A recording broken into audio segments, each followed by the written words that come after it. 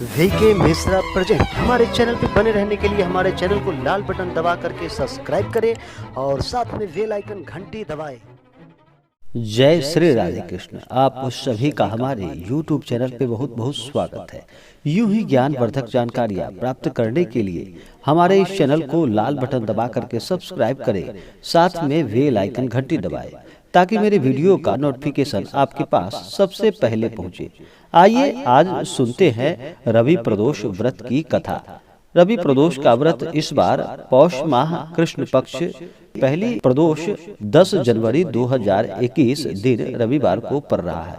रविवार दिन होने के कारण इस प्रदोष को रवि प्रदोष या भानु प्रदोष के नाम से जाना जाता है। इस प्रदोष को करने से मनुष्य को दीर्घायु की प्राप्ति होती है, शांति की प्राप्ति होती है और भगवान भोलेनाथ और माता पार्वती का कृपा बना रहता है।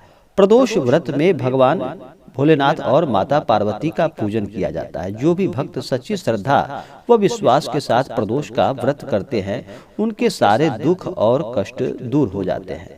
तो आइए सुनते हैं रवि प्रदोष व्रत की कथा। मैं पंडित विजय मिश्रा। एक समय की बात है कि एक ग्राम में एक दीनहीन ब्राह्मण रहता था। उनकी धर्मनिष्ठ पत्नी प्रदोष का व्रत किया करती थी। उनके एक पुत्र थे। एक बार वह पुत्र गंगा स्नान के लिए गया। दुर्भाग्यवश मार्ग में उसे चोरों ने घेर लिया और डराकर उससे पूछने लगा कि उसके पिता का गुप्त धन कहाँ रखा है। बालक ने दीनता पूर्वक बताया कि वे अत्यंत निर्धन और दुखी है। उसके पास कोई गुप्त धन नहीं है। उसके पास गुप्त धन आखिर कहाँ से आएगा? वह गरीब है। चोरों ने उसकी हालत पर तरस खाकर उसे छोड़ दिया। बालक अपनी राह को फिर से चल दिया।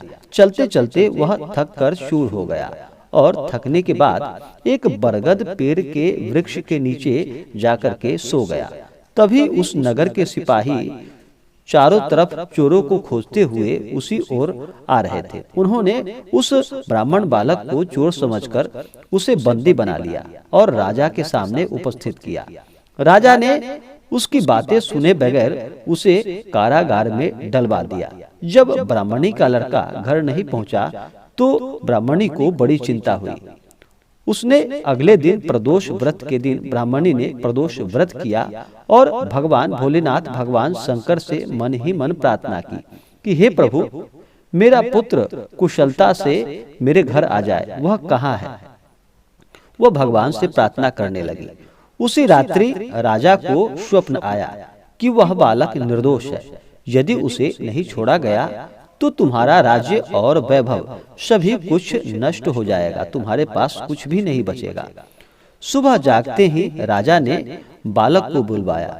बालक ने राजा को सारी बातें बताई, सारी सच्ची घटना बताई जो क्या हुआ था।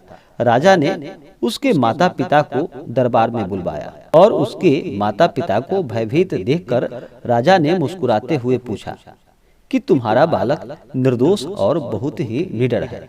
तुम्हारी दरिद्रता के कारण मैं तुम्हें 5 गांव प्रदान करता हूँ। इस तरह ब्राह्मण आनंद से रहने लगा। भगवान शिव की कृपा से उस ब्राह्मण की सारी दरिद्रताएं दूर हो गई और उसके पास धन वैभव की कमी न हुई। उसे हर प्रकार के सुख समृद्धि की प्राप्ति हुई।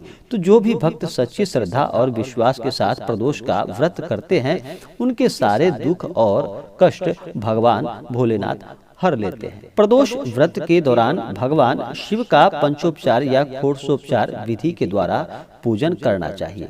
भगवान शिव को इस दिन संध्या काल के समय प्रदोष काल शाम 4:30 से लेकर शाम 6:30 तक का समय प्रदोष काल का समय कहलाता है। तो इस दौरान भगवान शिव का पूरे विधि विधान के साथ पूजन करें।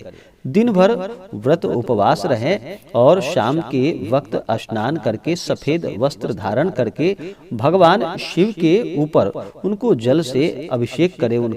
उसके बाद पंचामृत से उनको स्नान कराए। उनके ऊपर वस्त्र चढ़ाएं। भगवान को अक्षत, चंदन, पुष्पों की माला चढ़ाएं, पुष्प चढ़ाएं। भगवान को बेलपत्र चढ़ाएं। उसके बाद भगवान को भस्म चढ़ाए तो यह बहुत ही लाभकारी होगा। उसके बाद भगवान को धूप और दीप दिखाएं।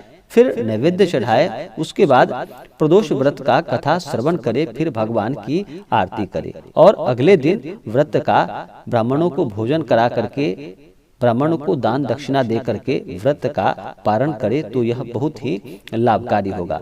इस दिन ओम नमः शिवाय भगवान के इस मंत्र का जप करते रहे तो यह बहुत ही लाभकारी होगा। भगवान भोलेनाथ की कृपा सभी भक्तों के ऊपर सदा बनी रहे। तो यह जानकारी आपको कैसा लगा हमें कमेंट करके जरूर बताएं। हमारे इस चैनल पे अगर आप नए हो तो हमारे इस चैनल को लाल बटन दबा करके सब्सक्राइब करें, साथ में बेल आइकन घंटी दबाएं। वीडियो को लाइक और अपने मित्रों तथा दोस्तों के साथ शेयर करें। सुखी रहे और स्वस्थ रहे। जय श्री राधे कृष्ण। धन्यवाद।